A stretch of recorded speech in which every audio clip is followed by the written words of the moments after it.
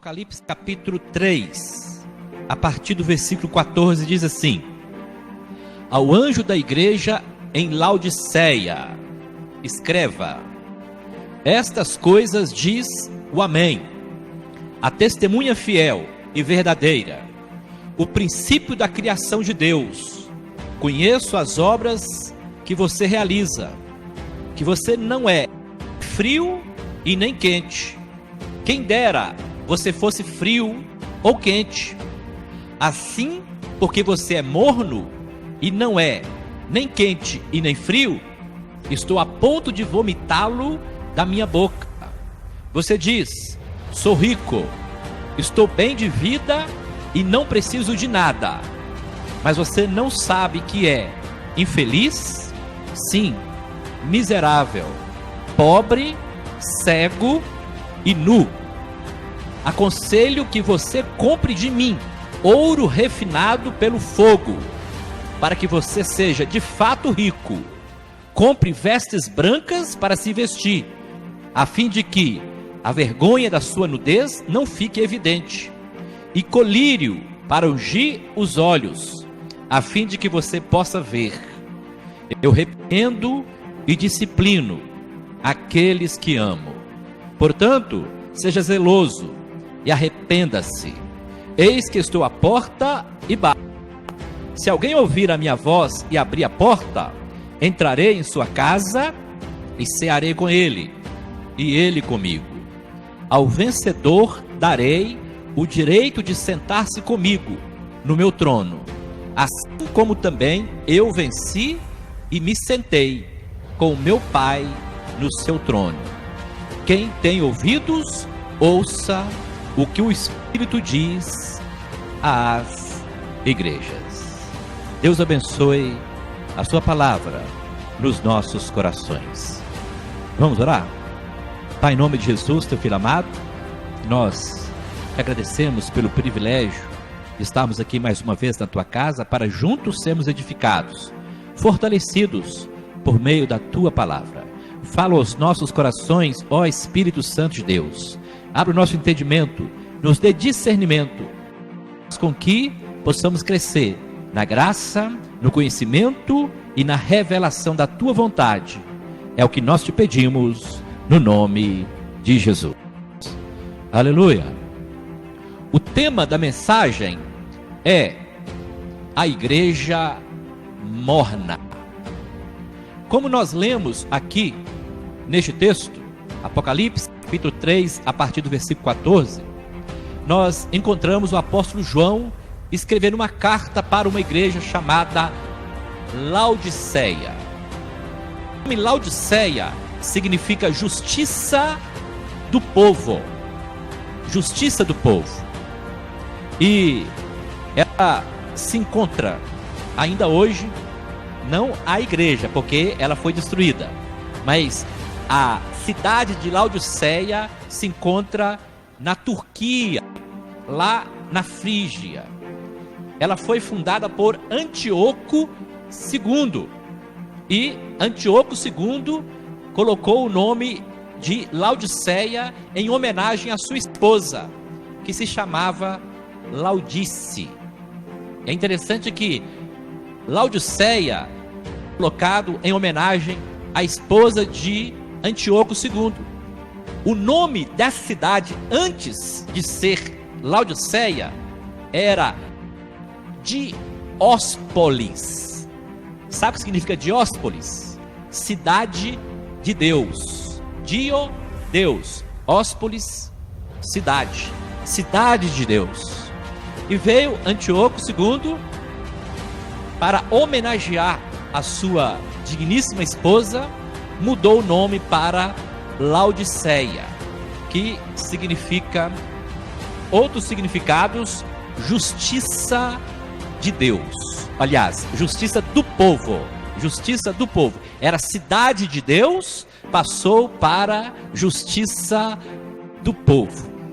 Mas uma coisa interessante, irmãos, antes de nós entrarmos aqui na mensagem mesmo, eu sempre falo para vocês que nós precisamos atentar para os detalhes que estão registrados nestas cartas.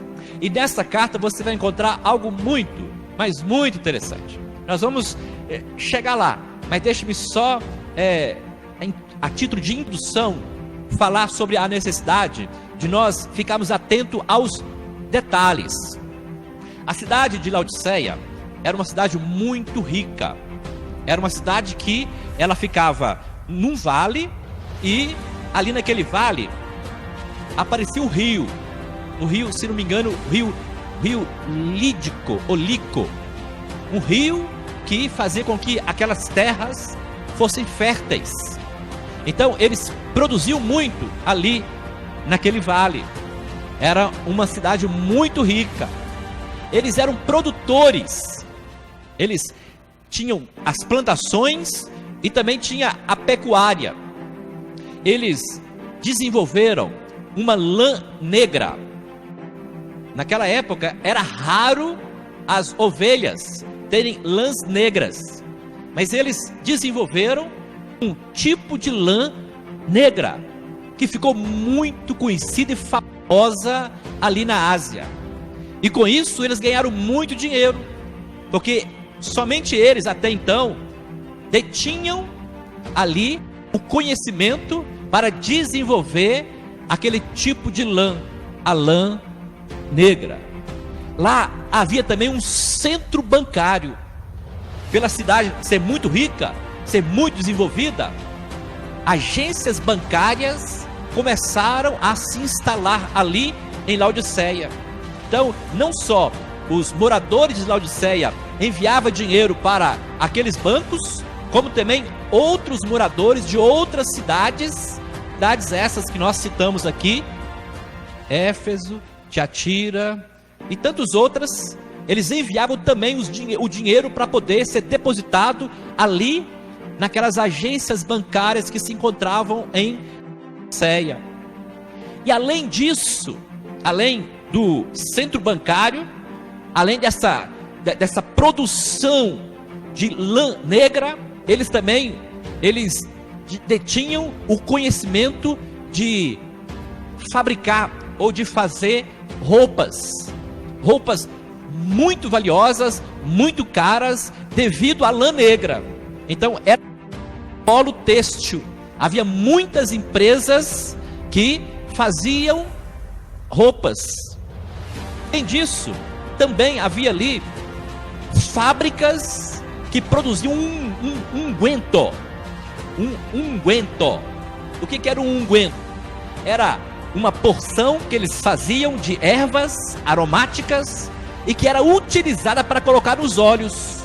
Era uma fábrica de colírio. Vocês entenderam agora por que aqui, em especial no versículo, olha só, aqui no versículo 17, diz assim, você diz, eu sou rico, estou bem de vida e não preciso de nada. Mas aí, olha a palavra do Senhor, mas você não sabe que é infeliz, sim, miserável, pobre. Por que Deus chamou aquela igreja de pobre? Porque eles se achavam ricos, porque haviam agências bancárias. O dinheiro de praticamente toda a população, não só da população de Laodiceia, mas das cidades próximas, estavam ali depositadas. Mas mesmo sendo uma igreja rica, humanamente falando, ou materialmente falando, era uma igreja pobre espiritualmente falando. Aí ele completa dizendo, e tu és cego. Por que cego? Como eu disse para vocês, lá eles descobriram um unguento. Eles descobriram e fabricaram um colírio que ajudava com que as pessoas enxergassem melhor. Mas eles vendiam o colírio, mas eles mesmos estavam cegos. E completa dizendo, e nu. Pegou aí? Eles fabricavam roupas, havia indústrias têxtil, eles vendiam caro aquelas roupas confeccionadas em especial de pele negra de cordeiro, que eles detinham ali todo o conhecimento, mas mesmo vendendo tanta roupa, eles estavam nus, estavam pelados. E é sobre isso que nós vamos falar aqui nesta noite. Então a igreja de Laodiceia é chamada a igreja morna. Por que uma igreja morna? Porque não era nem fria e nem quente. Aí olha só a lição que nós podemos extrair aqui desta última carta que o apóstolo João escreveu para as igrejas da Ásia Menor, em especial para a igreja de Laodiceia. Deus, Ele espera que nós venhamos a ter uma atitude definitiva. Nós não podemos ficar em meio termo. Nós temos que ser ou frio ou quente. Por que que Deus, Ele abomina a mornidão? Sabe por quê? Porque a pessoa morna, ela não se define como fria e nem se define como quente. Ela está no meio termo. Ela é fria e um pouco quente. Ela não definiu na íntegra qual é a sua posição em Deus. Vamos aplicar aqui em exemplos reais. São praticamente aquelas pessoas que elas não deixam de fazer a obra, não fazem a obra. São aquelas pessoas que elas desempenham funções de uma forma nominal. Elas têm a função, têm a responsabilidade, têm até mesmo a capacidade de Deus, mas enterrou os seus talentos. Ela não desenvolve o seu ministério. Não é fria e nem quente, está no meio termo. Usando as palavras do profeta Jeremias, é aquela pessoa que faz a obra do Senhor relaxadamente. É aquela pessoa que no momento está animada. Quando está tudo bem, ela quer vir à igreja, ela ora, ela lê a Bíblia, ela evangeliza, ela é fiel. Mas quando tudo dá errado, ela deixa a desejar. É aquela pessoa que deixa de ser fiel quando está passando por provas. É aquela pessoa que deixa de orar, deixa de buscar o Senhor, deixa de ler a Bíblia, deixa a casa do Senhor quando está passando por prova. Então, estas e tantas outras características definem aquelas pessoas que se encontram como mornas na fé. É aquela pessoa que tanto faz subir como descer. É aquela pessoa que tanto faz ir como ficar. É aquela pessoa que não se importa mais até mesmo com o seu futuro. Não se preocupa mais com a sua casa, com a sua família. É aquela pessoa que perdeu a noção do perigo. Não apenas do perigo no âmbito no sentido físico, no sentido natural e material, mas sobretudo no sentido espiritual. Um exemplo: a pessoa morna, ela passa a não se preocupar mais com a sua casa, não se preocupar mais com a sua família. Aí ela diz assim: eu não vou buscar Deus não. Para que eu vou buscar Deus? Mas se ela tivesse um entendimento, ela ia pensar assim: eu estou precisando de buscar Deus. E se eu não estou precisando de buscar a Deus, pelo menos para a minha família, eu tenho que buscar, eu tenho que pagar um preço, eu tenho que me envolver, eu tenho que sair do período de frieza espiritual, jamais entrar na mornidão e passar para o quente. Ser uma pessoa que realmente esteja envolvida com a obra. Eu preciso me despertar espiritualmente, porque eu sei que as minhas atitudes vão refletir não só na minha vida, mas também na minha casa, na minha família. Porque eu creio e sei que tudo que eu plantar, eu vou colher. E essa semeadura, ela vai refletir tanto na minha vida pessoal, como também na minha vida familiar. Eu estou plantando hoje, mas na verdade, quem vai ser abençoado não vai ser apenas eu, mas a minha casa, minha esposa, meu marido, meus filhos, meus pais, meus irmãos, toda a minha parentela. Porque no mundo espiritual é assim: você semeia hoje, e quando você menos esperar, Deus vai fazer com que a sua colheita se manifeste, a bênção vai te alcançar. Mas a igreja de Laodiceia era uma igreja morna, era uma igreja que não estava mais se preocupando com a sua vida espiritual. Eles se enriqueceram tanto, eles estavam tão bem abastados, eles viam a provisão, a prosperidade a olhos nus, que passaram a perder a visão espiritual. Eles passaram a contemplar a riqueza da cidade de Laodiceia, e aquela riqueza passou também a influenciar a atitude dos membros da igreja de Laodiceia.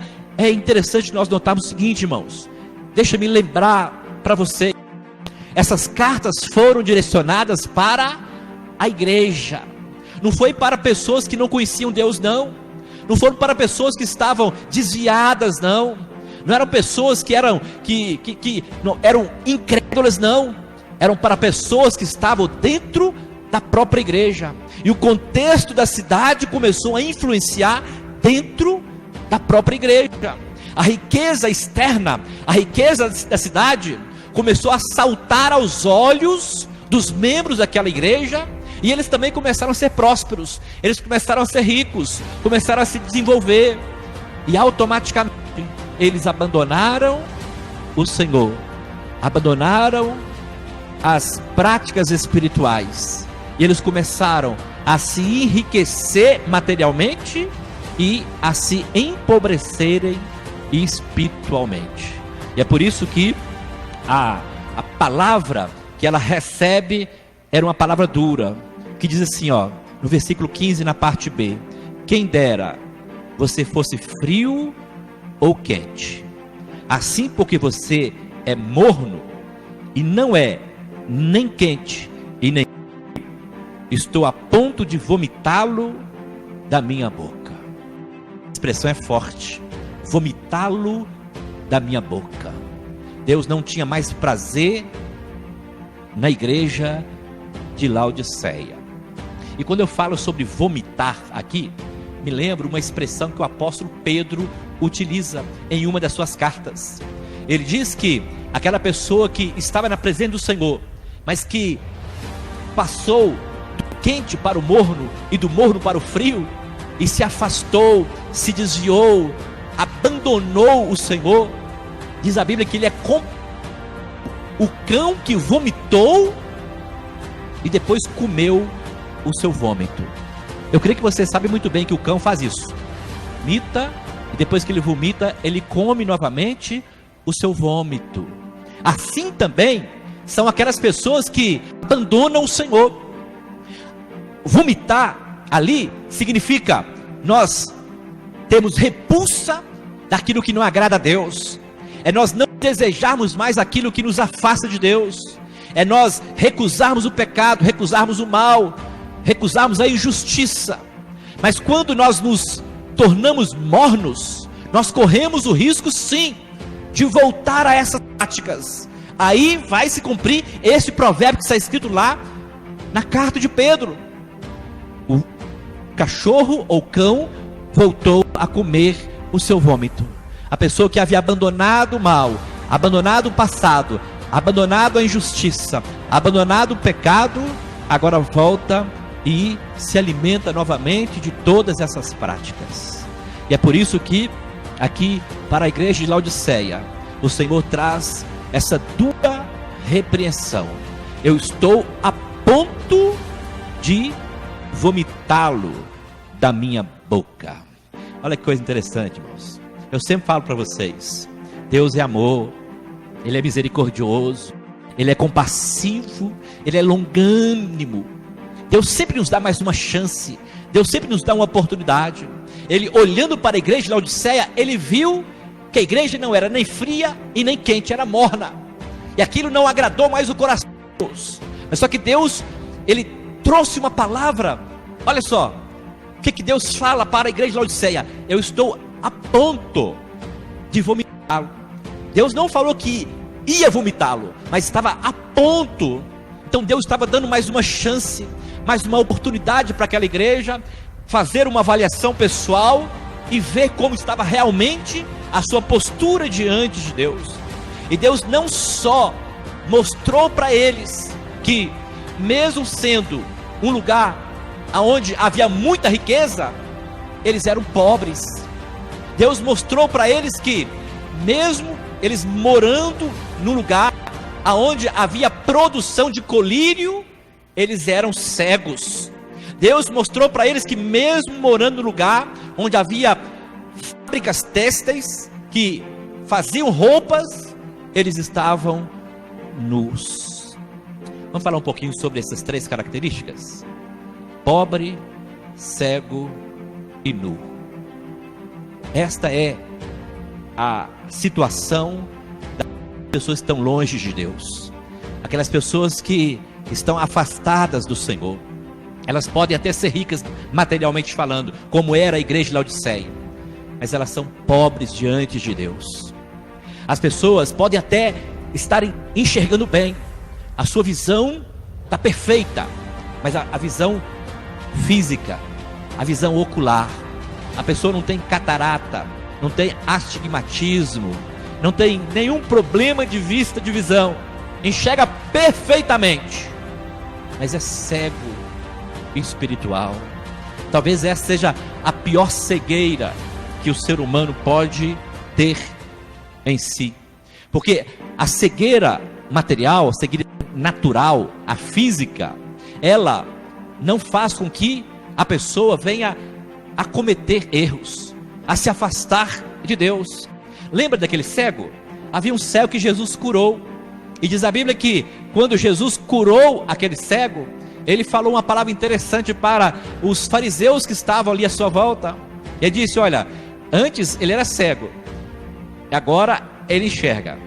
Então, quando ele era cego, ele estava, de uma certa forma, sabe, isento do pecado. Por quê? Porque ele não podia enxergar, ele não podia ver. Jesus estava mostrando o seguinte, que a maioria dos pecados nascem com os nossos olhos, na nossa visão. Um exemplo, a Bíblia fala lá em Gênesis, que Adão e Eva estavam lá no jardim do Éden, e de repente Eva viu, olha só, ela viu o fruto, e ela viu e percebeu que era bom. Se ela fosse cega, ela não iria ver aquele fruto, ela não ia tocar naquele fruto, mas ao ver aquele fruto, ela não só desejou, como tocou no fruto. Então, a pior cegueira que o ser humano pode ter em si é a cegueira espiritual. Ela não consegue mais ver no âmbito do sobrenatural. A pessoa só vê no natural, ela não tem olhos para as coisas do alto. Essa semana eu dizia para os irmãos sobre a importância de nós revermos os nossos valores. Olha, construa sua casa, compre seu carro, compre seu apartamento, case-se, namore. Você pode comprar um sítio, comprar uma fazenda, adquirir bens aqui na terra, mas não perca de forma nenhuma a sua visão do sobrenatural. Sabe por quê? Porque tudo isso que nós edificamos, conquistamos aqui, nós não podemos levar, nós não vamos levar conosco. Então nós não, de forma nenhuma, perder de vista o mundo espiritual, que é real. Nós precisamos estar com os nossos olhos voltados, sim, para o Senhor. Vamos desfrutar de tudo que Deus tem para nós aqui na terra, sim, é direito nosso.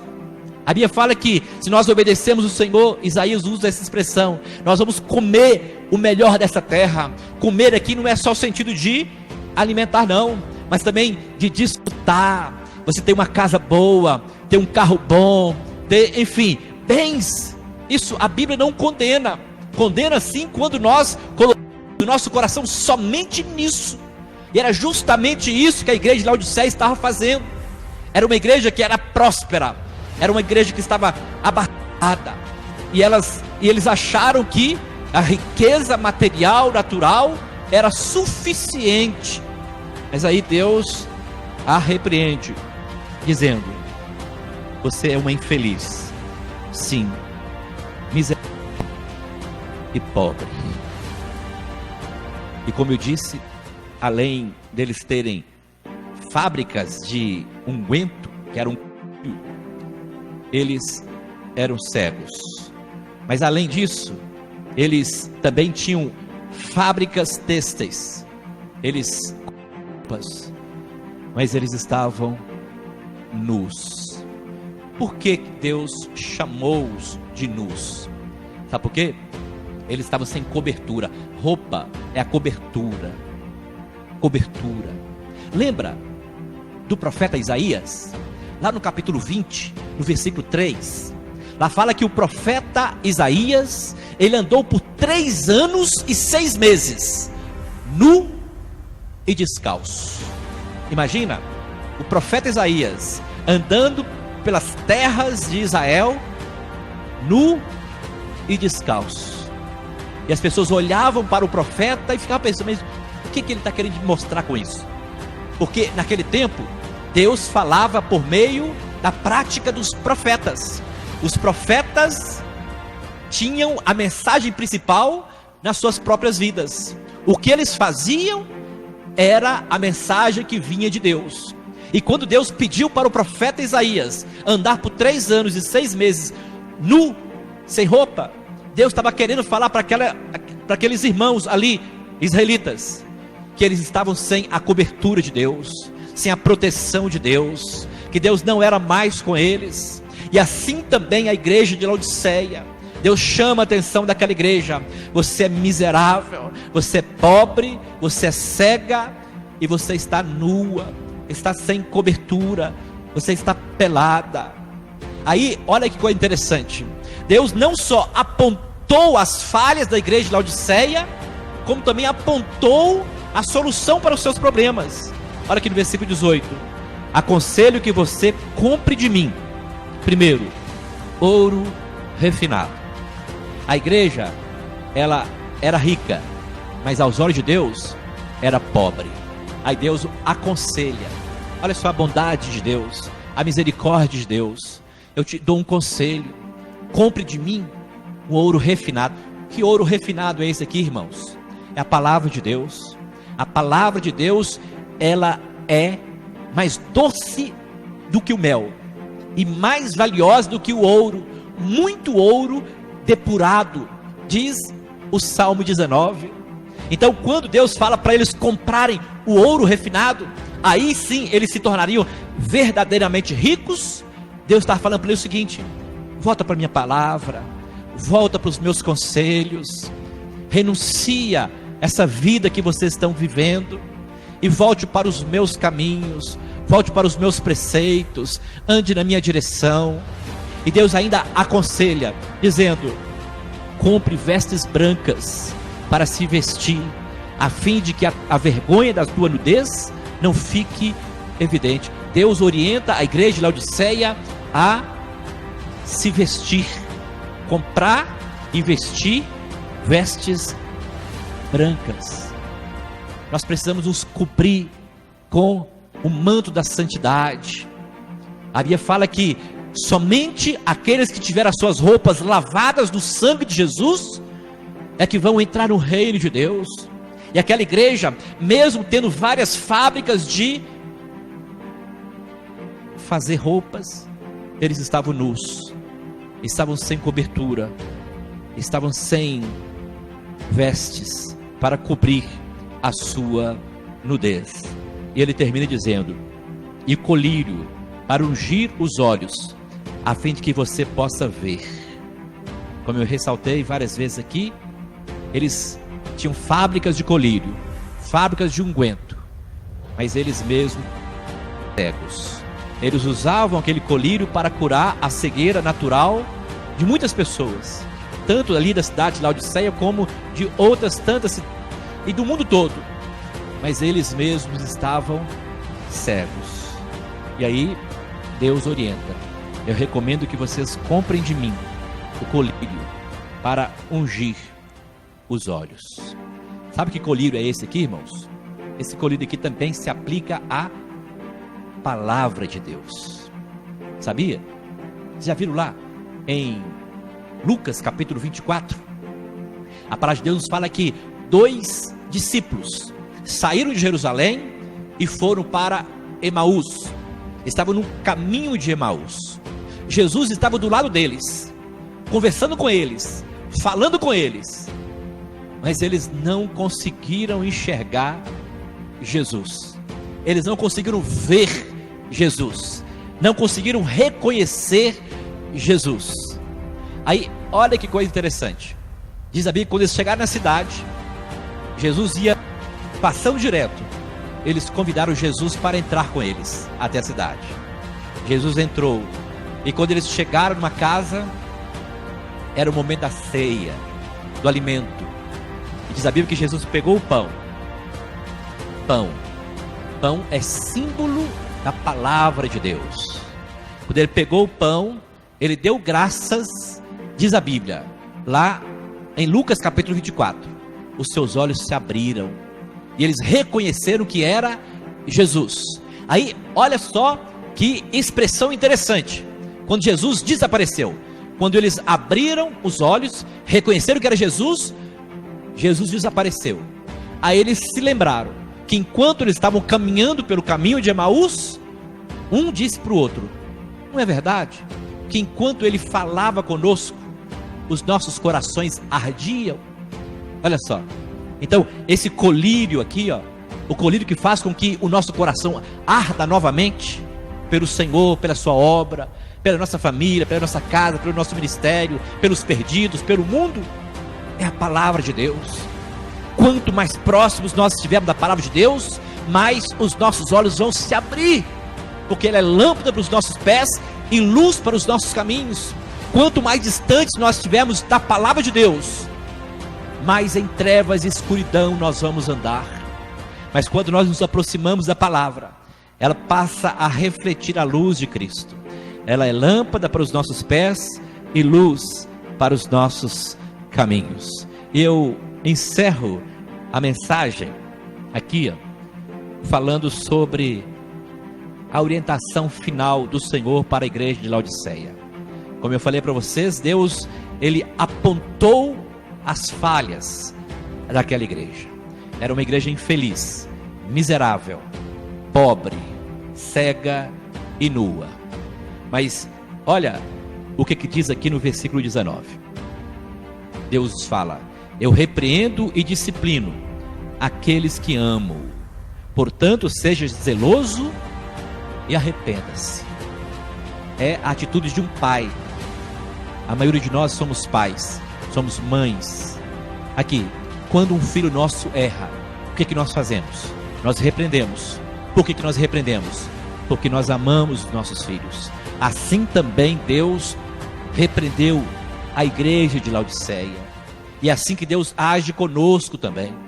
Quando você for repreendido, quando eu for repreendido, quando nós formos repreendidos, vamos agradecer o Senhor, porque Ele vai estar demonstrando o seu amor para conosco, porque o Pai repreende o Filho que ama. E a palavra final, tanto para a igreja de Laodiceia, quanto para todas as outras igrejas que foram repreendidas, foi justamente essa: arrependa-te. O que é arrepender? Arrepender é mudar de direção. Sabia disso? Arrepender significa você mudar a direção, mudar a rota. A igreja de Laodiceia estava morna. Ela tinha que mudar a direção. Ela não podia voltar para a frieza. Ela tinha que mudar a direção para o quente. Ela tinha que pegar fogo, presença do Senhor. E aí o Senhor, Ele traz, assim como todas as demais cartas, Ele traz uma palavra de bênção. Ele diz assim, ó: eis que eu estou à porta e bato. Deus está sempre à porta, batendo. Agora, que porta é essa? É a porta do meu, do seu, dos nossos corações. Hoje Deus está batendo no meu coração, no seu, nos nossos corações, por meio da sua palavra. Todas as vezes que nós ouvimos a palavra de Deus, é Jesus batendo na porta do nosso coração. Aí, Deus é tão bom, mas tão bom, que Ele não invade o nosso coração, Ele não arromba a nossa vida. Ele graciosamente bate, esperando que nós venhamos a abrir a porta do nosso coração. Eis que eu estou à porta e bato. E se alguém ouvir a minha voz e abrir a porta, entrarei em sua casa, cearei com ele e ele comigo. E ele encerra no versículo 21 dizendo: ao vencedor. Ao vencedor. mesmo repreendendo a igreja de Laodiceia, Deus mostrou para eles que havia uma saída, que o final deles poderia ser melhor, que eles poderiam se redimir, que eles poderiam se arrepender, que eles poderiam se consertar. Aí Jesus traz essa palavra de ânimo para eles: ao vencedor darei o direito de sentar-se comigo no meu trono. Que coisa maravilhosa, sentar juntamente com Jesus no seu trono, nos dá autoridade, restaurando a autoridade perdida. Lembra do filho pródigo? Lucas capítulo 15, a parábola do filho pródigo. O filho foi, perdeu tudo, gastou a sua herança, desprezou a casa do pai. Assim também muitas pessoas têm feito. A igreja de Laodiceia estava agindo mais ou menos dessa forma. Eles haviam se afastado da casa do pai, e hoje quantas e quantas pessoas também estão vivendo nesse mesmo ritmo de vida, estão afastadas da casa do pai. Mas tem solução para essas pessoas?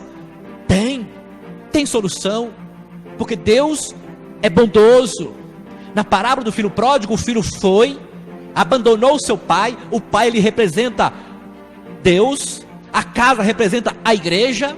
E quantas pessoas estão abandonando Deus, abandonando a igreja, vão para o mundão, gasta tudo que tem, mas Deus sempre dá mais uma chance. Diz a Bíblia que o filho se arrependeu. O filho pensou: eu vou voltar para a casa do meu pai, lá tem tanta abundância, tem tanta provisão, tem tanta prosperidade, eu vou voltar, vou me arrepender, vou me reconciliar. O filho voltou, ele não foi rejeitado, Deus o recebeu de braços abertos. E olha que coisa interessante, ele recebeu 3 coisas. Encerro a mensagem falando sobre essas 3 coisas. Recebeu primeiro um anel no dedo. Ele teve a sua autoridade restaurada. O anel representava a autoridade familiar. O seu pai estava passando para ele novamente a autoridade de filho. Ele havia abandonado o pai, mas o pai não o abandonou. Ao receber aquele anel, ele estava falando para o filho: olha, você continua sendo meu filho, você é amado. Depois, diz a Bíblia que ele recebeu sandálias. Recebeu sandálias sobre os seus pés, sob os pés, debaixo dos pés. Sabe o que significa isso? Um sustento, uma base, um alicerce, um lugar firme. Ele podia confiar que o pai estaria ali para sustentá-lo, para abençoá-lo, para guardá-lo. E por fim, ele recebeu vestes novas. Vestes novas. Fala da cobertura que o pai estava dando novamente para ele. Quando ele saiu, ele perdeu a cobertura, perdeu a proteção. E não só perdeu a cobertura e a proteção, mas também perdeu a provisão, o cuidado. Mas agora, com essa atitude, ao receber roupas novas, o pai estava falando para ele: eu estou dando para você novamente a minha cobertura, a minha bênção, a minha proteção. E é justamente esta a promessa do Senhor para a igreja de Laodiceia: ao vencedor eu farei com que vocês se sentem no meu trono. Eu vou restituir tudo que vocês perderam, vou restaurar a sua posição de filho, vou te abençoar, porque eu te amo. Que Deus nos abençoe, para que nós possamos extrair, não só desta carta, mas de todas as demais cartas que nós falamos aqui, lições, para que possamos dia após dia nos firmar cada vez mais no Senhor, na sua palavra e nas suas promessas. Amém? Deus abençoe a sua palavra nos nossos corações.